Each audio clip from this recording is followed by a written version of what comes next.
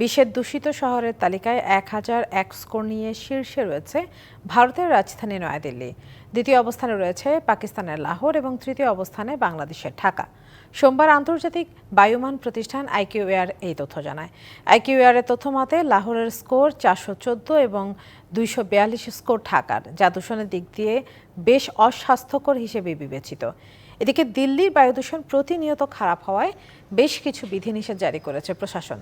শুধু জরুরি পরিষেবা দেয় এমন ট্রাক প্রবেশের অনুমতি, জরুরি পরিস্থিতিতে স্কুল কলেজ সহ সব শিক্ষা প্রতিষ্ঠান ও জরুরি পরিষেবায় যুক্ত নয় এমন ব্যবসায়িক কার্যক্রম বন্ধের সিদ্ধান্ত নিতে যাচ্ছে শহরটি। শিশু বয়স্কদের, বিশেষ করে যাদের শ্বাসকষ্ট রয়েছে কিংবা শ্বাস প্রশ্বাস সংক্রান্ত কোনো অসুখ রয়েছে বা ক্রনিক রোগ রয়েছে, তাদের যতটা সম্ভব বাড়ির ভেতরে থাকার পরামর্শ দেওয়া হয়েছে।